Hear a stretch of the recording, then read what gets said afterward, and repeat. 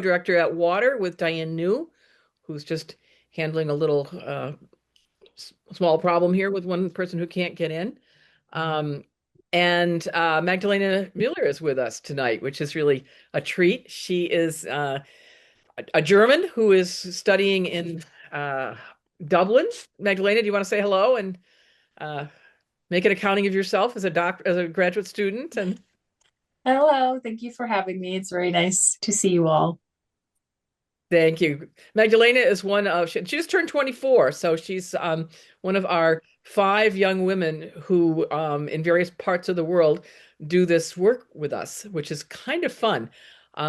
This afternoon, when we had the program, we had her colleague, uh, who is Wad Naji, who is born in Yemen but a German citizen, and she we think has turned all of 20 by now.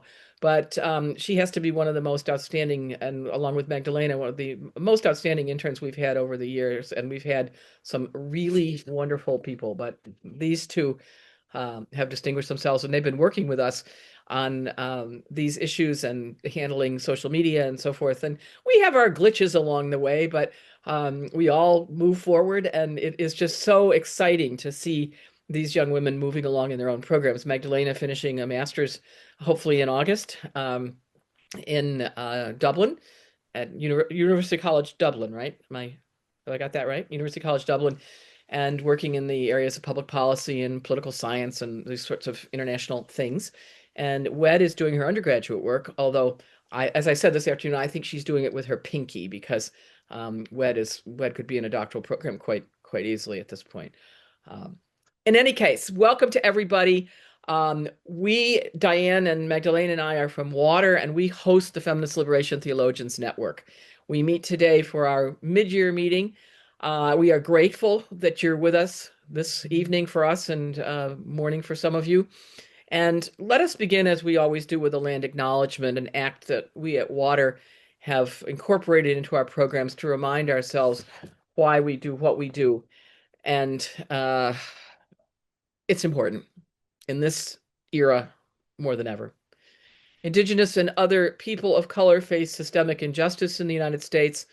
A land acknowledgement is not a way of writing that off. It's a beginning, but not an end. We at Water are in Silver Spring, Maryland, on the traditional and contemporary land of the Piscataway and Anacostan peoples. We acknowledge the trauma and injustice toward Indigenous people that is deep in U.S. culture and deep in our history and deep in the lives of people of color around this nation. We join in efforts to eradicate it and to make reparations for the genocide involved.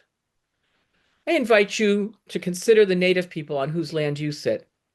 Please feel free to list them in the chat as a way to honor them if you'd like. But just know that their lives are why we do this work. Their lives and the lives of their children and their grandchildren, their great-grandchildren, are why we do this work of social change. Let's just take a quiet moment.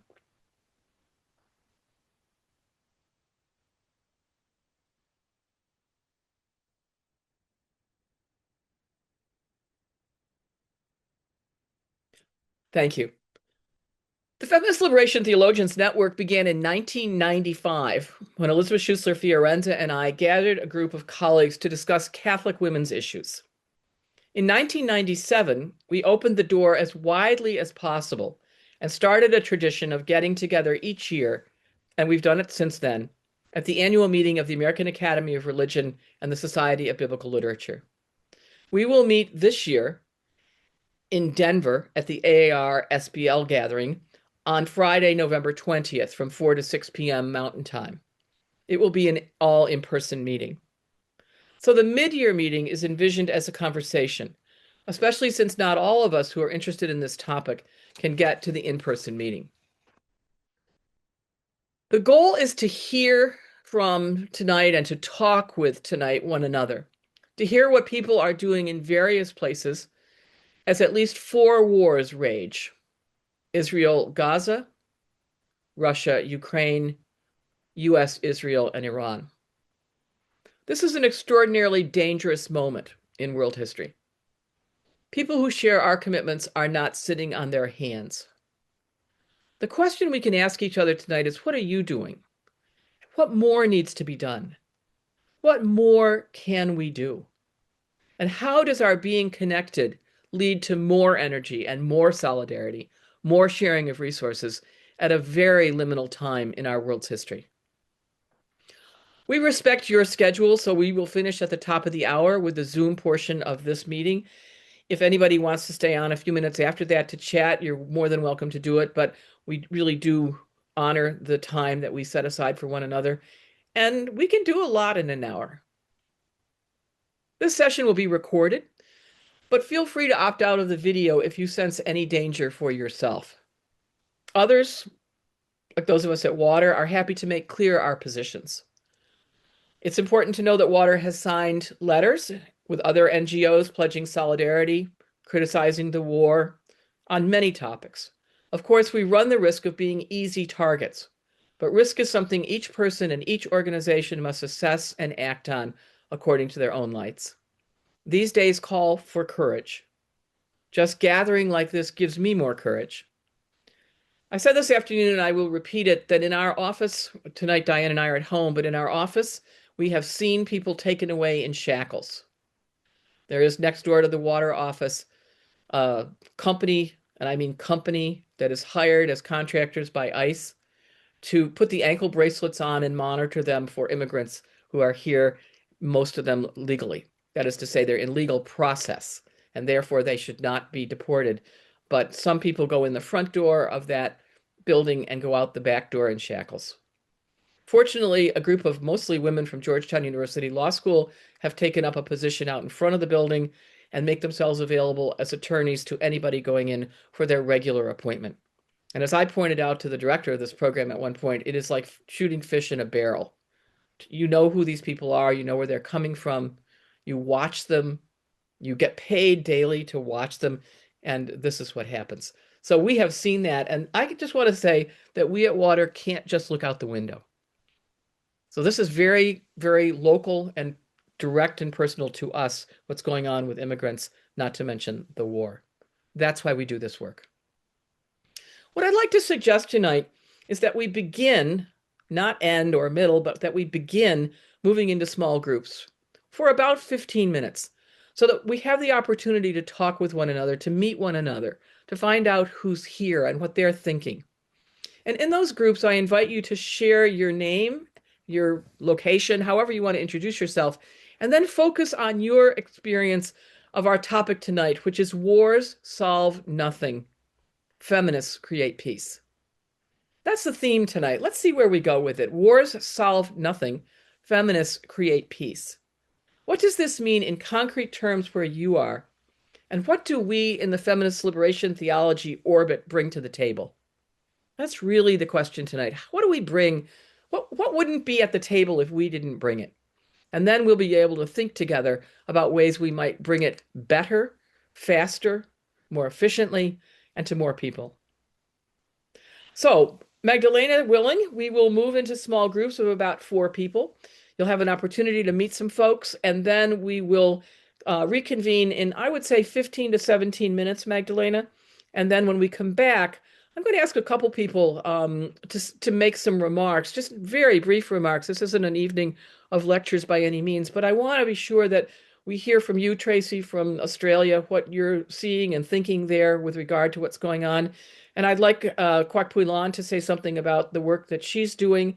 And I think it will give us an inspiration for some work that we are all capable of doing. And then I'm going to report from this morning's meeting so that we have a good sense of what's going on. And I can see just looking at the group, there are some interesting folks here tonight who have work that they're doing that will be helpful to share. So let's start in the small groups and then we'll come back together. And as I said, we will conclude by the top of the hour. Elena, thank you.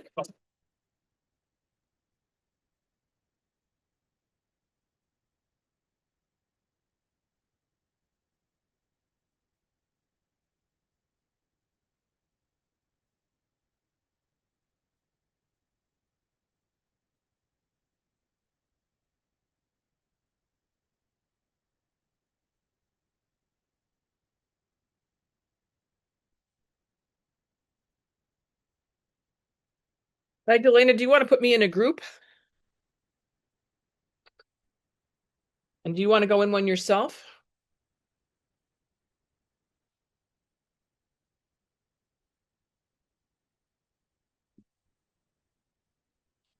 Can you unmute Magdalena so I can hear you?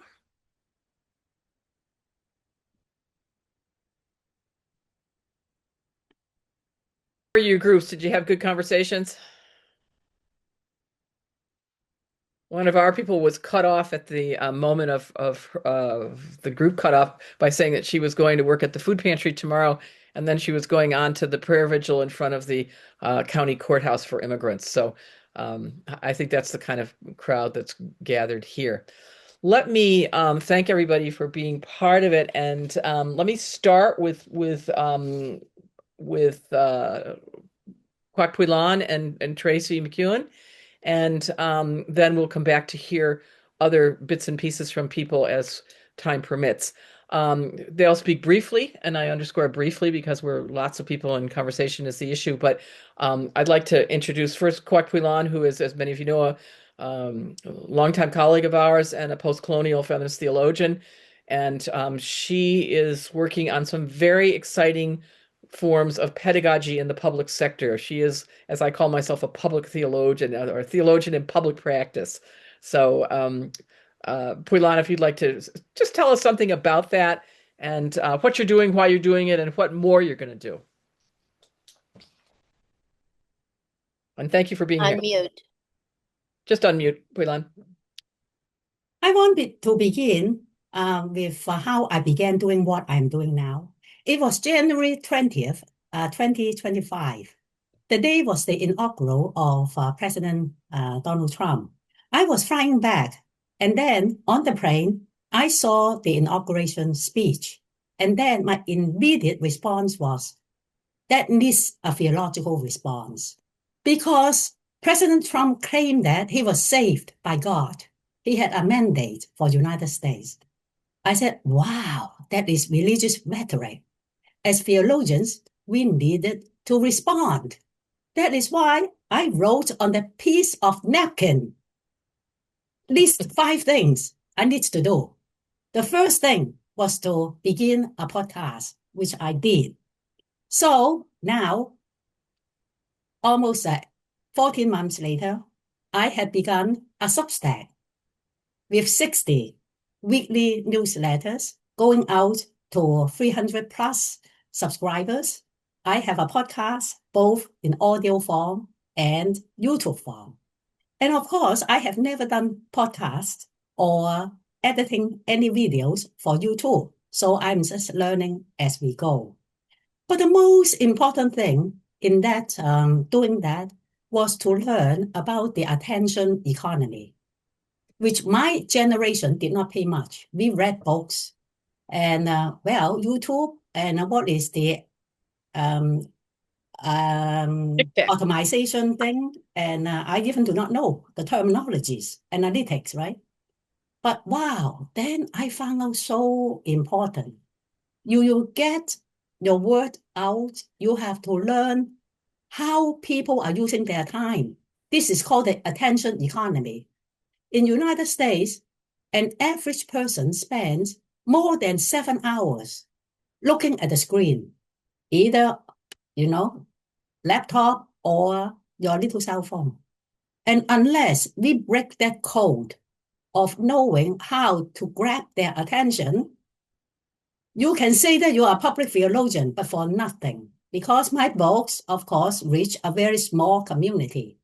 Now, I want to reach out to a larger community because I just want to answer one question, and I want to pose this question to you. That is, when my grandkids grow up and ask, Grandma, what did you do when President Trump was the president? I wanted to have an answer that I will be proud of myself. That's it. That is the reason why I'm spending hours doing this. Thank you. Thank you so much. And we will have in the notes for this session the links to the various aspects of Kwok Puilan's work, the Substack, but it's under Kwok and Roll, and I advise you, Kwok and Roll is the start. That gives you the idea of how brilliant this work is, Kwok and Roll, and we'll make sure that everybody gets that. Thank you so much. It is well worth taking your time. Let me go on to Tracy McEwen for just a few remarks from Oz. What's going on in your world, and how are you seeing what's going on in the larger world? Thanks so much, Mary. And I noticed Liz is here as well, so I'm more than happy to kind of share the moment with Liz if she's got anything to add after I speak briefly. But I think that what we're seeing in Australia is, when you drop a stone in a pond and you see the ripples come out, that's what we're seeing in Australia. So we we're very, very fortunate to have a government which is probably akin to your Democrat Party, like they're very socially progressive, and the people who are actually in government at the moment. But what we're seeing is we had an election just last weekend, which was just one seat. So, and we saw this party called One Nation win that seat. So, and the rhetoric that they were using in their electoral material was very, very similar. Migrants are stealing your jobs. We have to stop the migrants because climate change is wrong. We need to go back to coal-fired power because, we're wasting all these money on renewables. Climate change isn't really a thing. So all these, and there is a certain part of the population that's taking traction with. We're also seeing, an increase in violence. We had horrendous, massacre at Bondi, which was, racially and religiously motivated. And part of the reaction to that has been new laws which shut down protests. They're trying to bring in laws that make it illegal to gather in protest outside churches or religious buildings, in the idea that protects the people inside the churches, but then we're pushing back against that because it also stops us gathering in protest about really important issues. So I guess in Australia, for me, like what we're seeing, we see what's happening in the US, and so many people are influenced by it here, through social media and otherwise. And so we're seeing the ripples in the pond. We are trying to address it, but it is like trying to stop the ripples coming out. I'm really inspired by the work that you're all doing in the US. Liz, did you want to add anything there?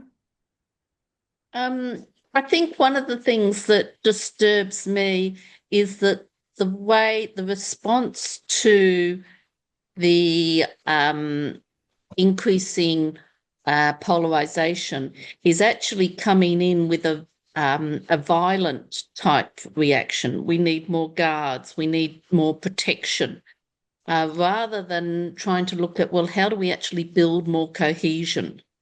How do we engage in conversation rather than debate? It's become very protective, is my sense. And I notice my reaction against that.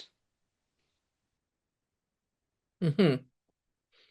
Thank you. Thank you so much. Magdalena, from your perspective, especially with your studies now on a number of these topics, do you have something to add to this that would come out of your German and or current Irish situations? Because I think that it's really helpful, especially for those of us in the U.S., to hear from people in other countries and to really get a feel for how that's, how things are playing out. Don't feel any pressure, Magdalena, but just if you'd like to just add it, I would love to hear it. If you had to add something to add, it would be lovely. Yes, no, we're just thinking because, I'm from Germany, so we're also kind of trembling and are scared of our next election because, the AFD, they're at a predicted, I think, 25% for, the parliamentary election. So it's shocking and scary. And we're all trying to think what we could do to kind of prevent that. And I mean, our chancellor, he's, you know, he told Donald Trump in not very directly, but I think he said, well, you've kind of lost the war with Iran, and what were you thinking when you did that? So it's a lot of turbulence right now. But we were also talking about how, especially social media, is kind of polarizing people, and we're kind of not in dialogue and in conversation anymore, and how we could counteract that as well, how we can find back together and just talk to one another again as from human being to human being. Great, thank you. And I'm so happy that you and those of your generation are taking new forms of leadership in this. We need you, and we support you as you do your studies. I'm going to turn to Beth Blissman, who's raised her hand.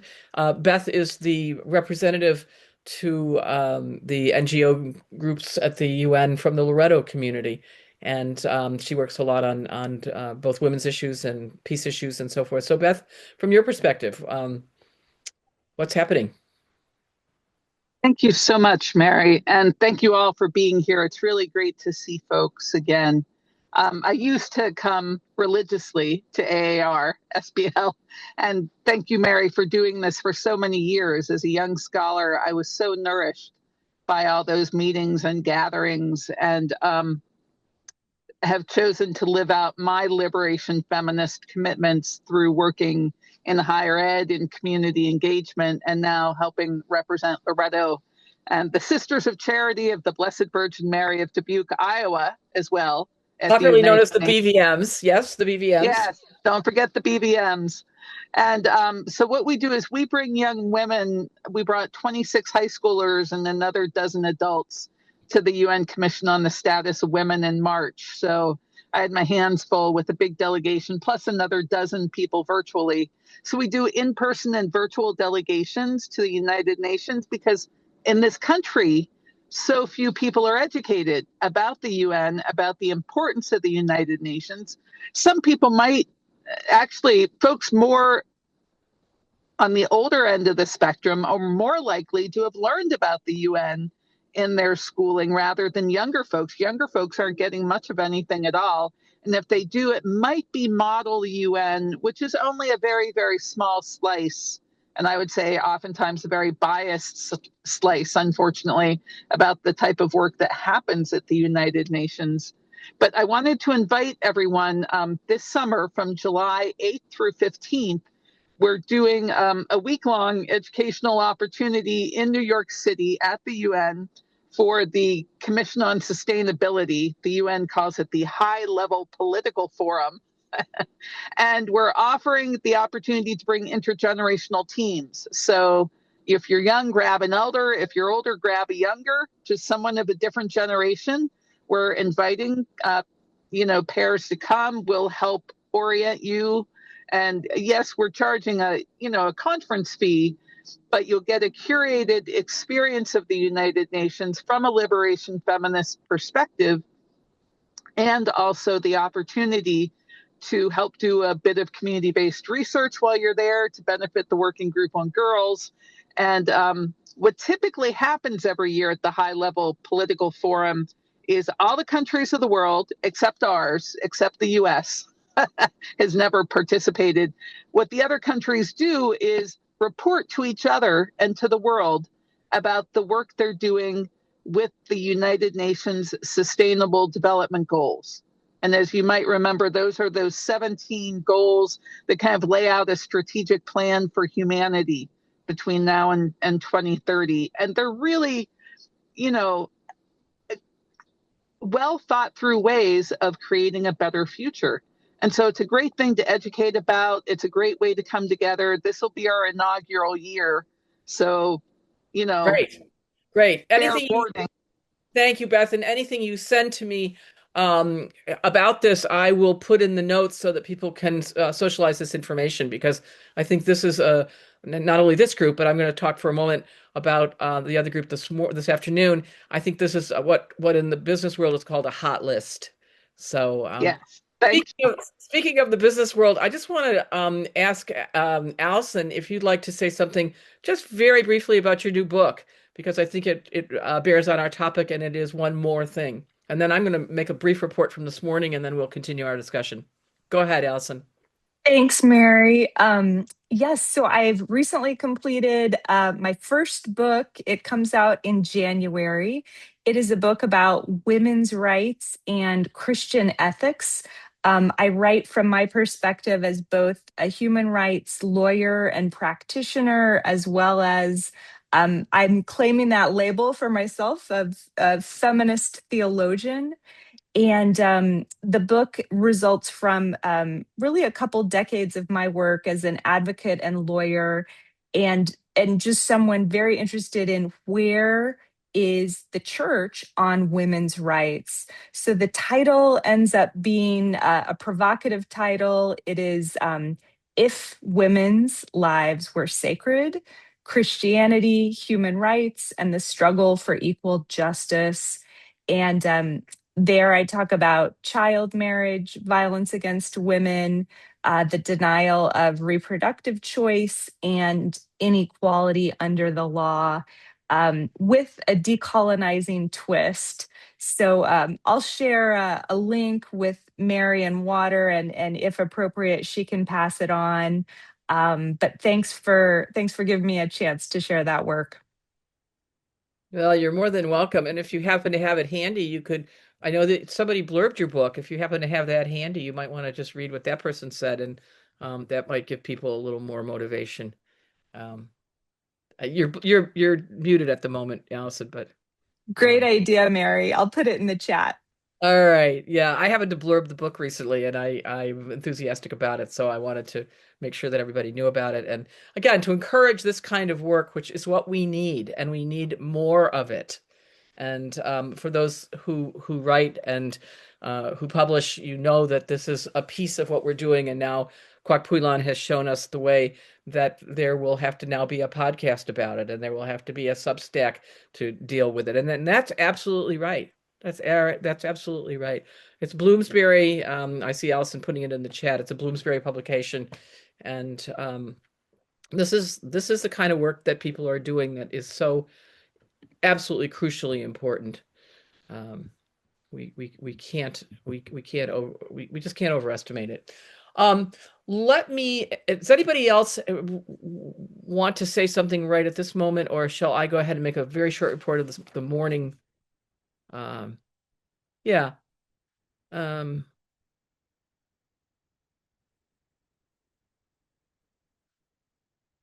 Yeah, the title is in. Good. Now just get the blurb up and we'll be all set, Allison.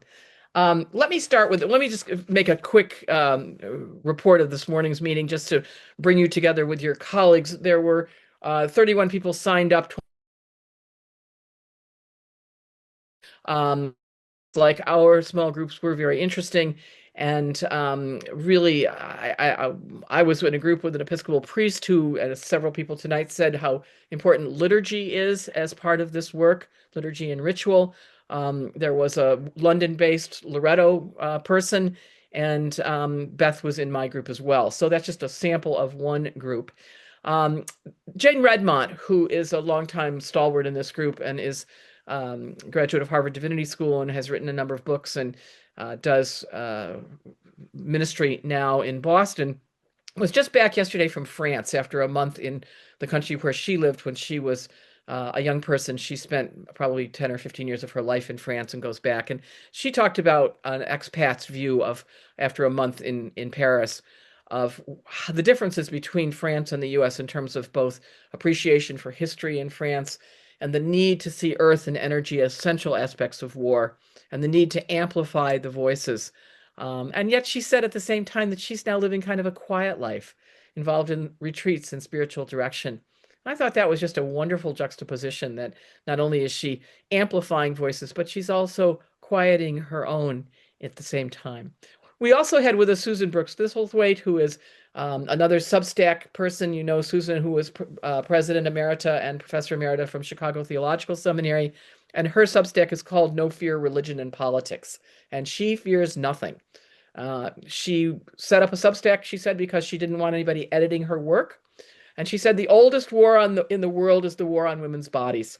And that became a kind of focus for our discussion earlier today when she talked about Epstein, Jeffrey Epstein and the pedophile friends of his who make war in order to sell arms and the implications of that for women. And she brings the issues of feminist liberation theology to the public arena and will be offering a course beginning in September of 26 online for all takers. A la Kwakpuilan, she will be using media, using the many ways in which we can now attract and develop audiences. And she'll be teaching a course in feminist liberation theology online. It's really on feminist liberation theologies because it will have a global perspective. So watch for that.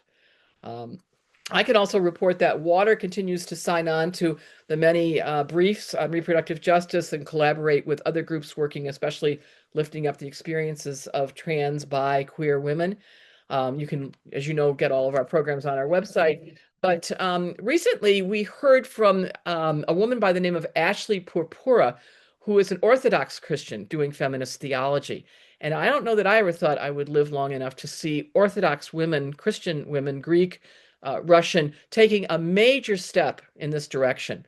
And that book on feminist theology is a recent Water Talk. Find the video on our website, but watch for that book on Orthodox feminist theology. Really terrific. And then we also heard from Meg Stapleton Smith on her new book, the Mary Daly book, The Lost Manuscript of Mary Daly, entitled Catholicism End or Beginning. It's very exciting to see that creative work emerging in hostile times. And Allison, your book is along the lines of that as well. Emerging in hostile times, this kind of creativity from our many colleagues. Let me just go back to you for a minute, Allison, and say, I'll just read my blurb. Women's struggles for full humanity in the bedroom, boardroom, legislature, and battlefield become harder every day against a backdrop of white Christian nationalism. Nothing less than human sacredness is at stake. Allison offers welcome, well-documented insights into how progressive feminist Christian teachings can reshape the landscape. So I hope that's a good ad for your book, and I hope that I know that it joins the many others that several others that I've just mentioned, and we'll look forward to having fuller discussion of it in the fall. I'm grateful for your support, Mary, and I'm glad to know about Meg's book. She and I were in seminary together at Yale at the same Yale time. Divinity School. That's right. That's right. She's done a wonderful job. She found this this, as it were, aborted manuscript of Mary Daly. Mary had decided to write this book, and she was 5 chapters into it and decided, oh, guess what? This is going nowhere. And so it was between her publication of The Church and the Second Sex and Beyond God the Father. And if she had continued to write in the same way that she was writing, we would never have gotten Beyond God the Father. So that's just a wonderful book. And there are 5 essays by 5 so-called Daly scholars that accompany this manuscript. And the book is out. It's Cambridge University Press. Or is it Oxford? I never get it right. It's Cambridge or Oxford University Press. And I actually have one of the essays, so I'm delighted to also mention that book. So there's a lot going on. So now, what more can we do? Let me just give you a sample of some ideas from this afternoon. People talked about using the network to learn more about each other's work. There was some hope expressed for the Hungarian elections. There is a need to look critically at AI in this forum. There's a need for truth-telling as a religious practice. We need to bring these conversations, someone said, to an everyday level where most people live. And the war against women is based, was Mary Condren's contribution, on sacrifice models, the way in which many major religious traditions are based on sacrifice. And in fact, it is mercy and not sacrifice that we need to be looking at. And we had, in fact, on Monday, a very wonderful meditation on compassion by Cynthia Tootle, using Kuan Yin. And it is Kuan Yin, of course, who talked about the vase full of the tears of the world. So we need to be looking at not sacrifice models, Mary Condren says, but at mercy models, using every opportunity to demystify the power and show how religious language and imagery work. So she's really giving us some important instructions there. And then the final comment from someone this afternoon was that First Nations people teach us that relationships are primary. So all of our work notwithstanding, it's according to a Canadian colleague, First Nations people teach us that relationships are primary. So that is my report from this work today. And I'd like to open, Liz, you're next. And then I'd like to hear from just a couple more people before we honor our commitment to end at top of the hour. But it's been a lot and a rich kind of experience, I think, already to hear these things. Go ahead, Liz. I thought I'd just share that some of you may be aware that SBL's international conference has been held in Adelaide in Australia in July. And piggybacking on that, one of the Indigenous women from the US, Amy Nicole Allen, is going to be in conversation with another Indigenous Australian scholar, Naomi Wolf, at Pitt Street. And we're posting it as Indigenous scholars imagining Christianity without dominance and drawing on Indigenous wisdom, not only Indigenous wisdom, spiritual wisdom, but how the Indigenous wisdom can disrupt the dominant Christianity message that is prevalent at the moment. Liz, if you'll send me, thank you. If you'll send me the information on that, just pop it right in an email to me. No fuss or feathers, but just pop it in an email and I'll make sure it makes the notes. Thanks. Okay. Anybody else? What more should we be doing? What more? Could we, should we, can we, might we? Anybody?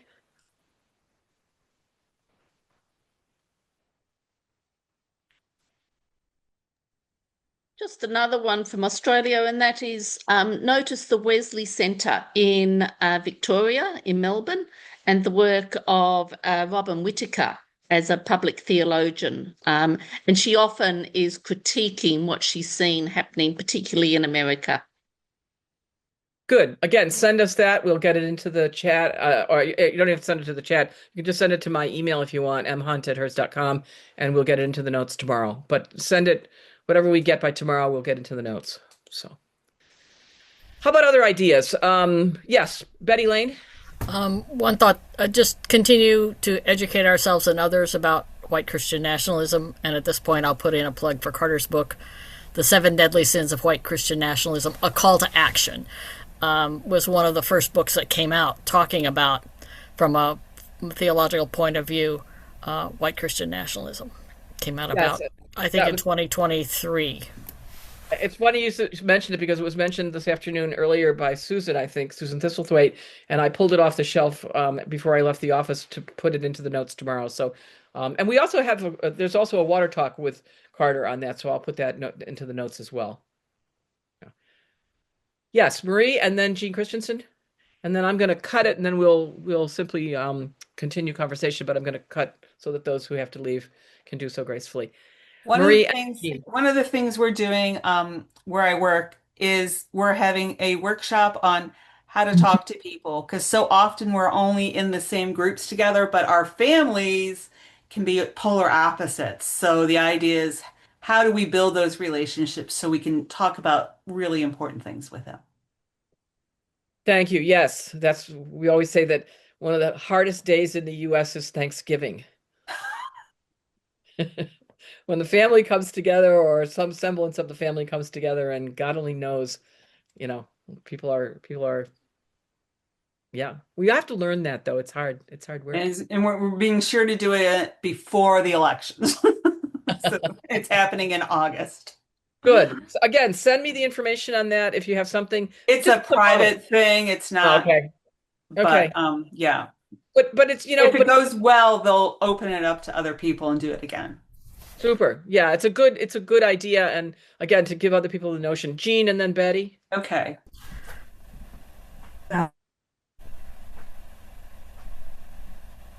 Jean, you're muted.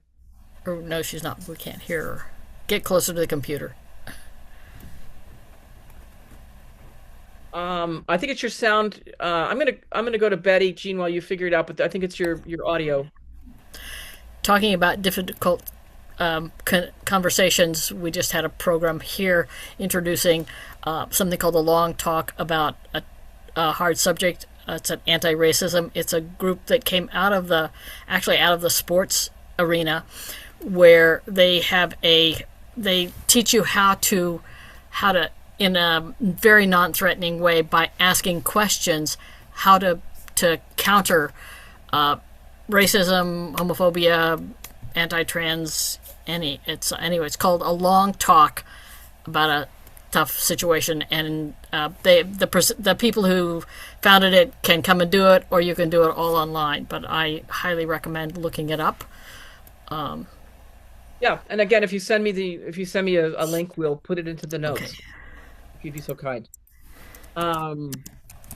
Yes, and Puilan has just put into the chat my podcast with Carter on her book and the first female archbishop, and there's a link to that. What Puilan didn't say was that she does not only these kinds of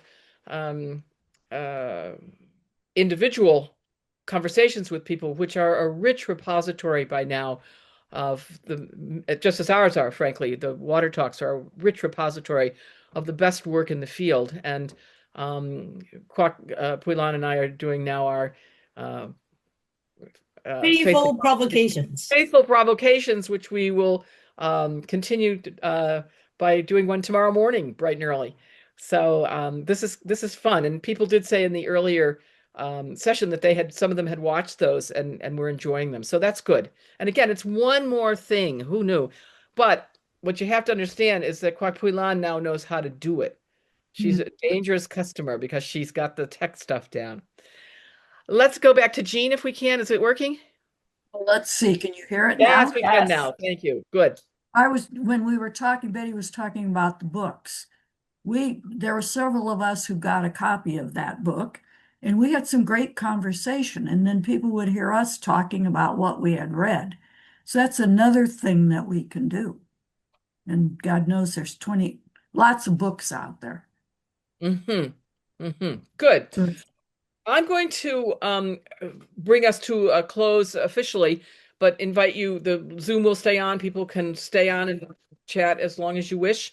But I want to simply thank you for being part of this conversation. And one person this afternoon said, we don't do this often enough. And I think that's right, that simply to do it at the AARSBL is to lose this richness of people who don't, frankly, go to that for the most part, and some who do, but to have this kind of conversation. So I would just remind you that we will be meeting in Denver Friday, the 20th of November. Denver people are more than welcome. People who are local are more than welcome, or anyone who happens to be in town. And I ask you to just continue to think about how FLTN can function. We talked about doing a common statement, but found that no one could speak for all of us. People don't seem to be posting to the Google list to really use it as widely as I think we should. Or maybe there's some other way that somebody can suggest that we could socialize resources in a more efficient way, since people simply haven't taken up the invitation to that. I just don't know, but I'm open and listening.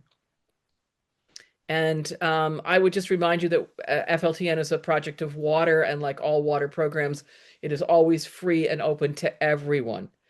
So we try to socialize the remarkable resources of feminist liberation, theology, ethics, and ritual as broadly as possible. We, of course, graciously accept donations. Those who can't donate do so generously to water, so that we have not had to charge a program fee in the last forever. All are welcome. We have the belief at Water, and I will share it one more time. If we share together, there's enough. And we've said that for more than 40 years. If we share together, there's enough. And as you can see by sharing your own time tonight, together, there was more than enough. And I think that has kept us lean and nimble to be able to do the work as it needs to be done. And it has allowed everyone to participate without needing to worry about payment. And that is because some of our donors are very generous and are able to be and do that as part of their social justice work. So I feel stronger for having met tonight, and I hope you feel well accompanied. I wish you peace.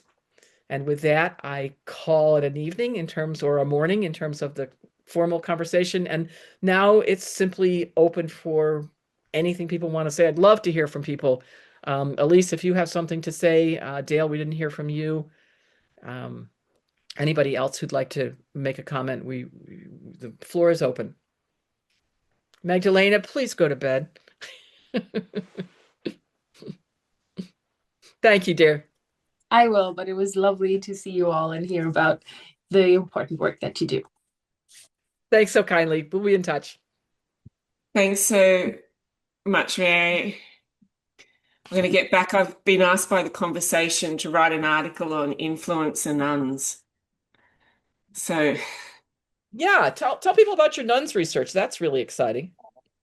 Yeah, so I was awarded a Australian Catholic History Fellowship at the Australian Catholic University, and I don't know whether they realise that they've opened a hornet's nest. And I'm looking at the way that nuns were treated in the 19th century in Australia when they came to, be the labor, the unpaid labor of the Australian bishops, and how they both exercised their agency, but also experienced quite significant harm. So I'm reading some really interesting stuff at the moment, and what I've found is that in the histories of the 1990s, there are just little whispers of this harm. It says, oh, there was a scandal, or, one woman wrote, I was crying when I read the archives. And, so then you've got to go and trace those resources. But the bishops were bribing the media, to keep stories of abuse out and out of the newspapers. So that's been a really interesting and enlightening find. And I've found this thing called I didn't know it was a thing, but called sexual slander, where women's reputations were damaged, particularly in the 19th century, as a way of weaponizing, calling, saying, oh, she was sleeping with so-and-so, as a way of ruining her reputation and discrediting her, so sexual slander. And I found two cases where the bishops used sexual slander against nuns to discredit other priests. So the nuns were collateral damage in this. So they spread rumors about the particular priest being seen with a religious sister, she was seen leaving his bedroom drunk, and that meant that priest was no longer had been appointed a bishop, and that bishopship was rescinded. So it was a way of exercising power between the clerics, but the nuns ended up being the collateral damage, and that happens twice. And interestingly, it's the Irish bishops doing this, with and it's just, and I found a really interesting US link. Has anyone heard of Edith O'Gorman? Hmm. So Edith O'Gorman was the escaped nun. So there's this what they call escaped nun literature in the 19th century, where these women escaped from convents in the middle of the night, and because of mistreatment. And so Edith O'Gorman is this nun. She's in New Jersey, and she's a young Irish girl, and she's joined the convent there. I can't remember what order. And so, and there's this really interesting Australian link where there's this group of 5 priests who've been discredited in Australia. Does this sound familiar? And they end up in New Jersey. So they've been kicked out of Queensland in Australia, and they've ended up in New Jersey. And one of them, his name's William Walsh, he declares his undying love for Edith, and she's rather taken by this handsome young priest, and they share affections. But then, in a rather nasty turn, he drugs her when she's organizing the flowers and sexually assaults her. And she ends up escaping the convent, and um, this kind of group of five priests um, give her an assumed name and like get a housing with a Catholic family. And they're trying to get rid of her. So they try and send her back to Ireland with the promise that William's going to go with her. And that all falls flat when he doesn't make it onto the boat, and she's on the boat on the way to England with no money, no nothing. And she manages to find a way back to New Jersey, and he's arrested, and that's in the local papers because I'm trying to verify whether it's actually true because this is all her book, and it's all in the local newspapers. And he's arrested. And you would think that they would deal with him at this point, but they don't. What do? They move him to Argentina because that's what you do with priests who are sexually assaulting nuns. Wow. And so he's in Argentina for a while, and then he goes to the Falkland Islands. But the bishop in Queensland is short on priests because he's not a very nice fellow. And so William writes to him, and he ends up back in Queensland, in Townsville, with a convent of Sisters of Mercy in Townsville. And we'll have to await the conclusion. Full of young women. And I've ordered from the library the history of that convent, so I don't know like what happens there with him.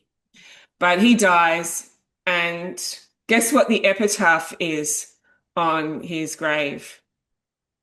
A virtuous priest. Yeah. Well, I can see where the Historical Society may not be thrilled with it, but we are. Thank you. It is a great story, but Edith's story is online. You can Google Edith O'Gorman, and her book's there to read. Like, it's quite fascinating. Great. Anybody else on tonight's topic, if we want to just wrap things up here? Anybody else? The war, and I mean, are any of these wars solving anything other than making money for some people? I mean, I saw how much the war cost. Did you see that? Well, they're varying they're varying estimates, but they're enormously billions and billions. It was at 26 billion at least. Yeah.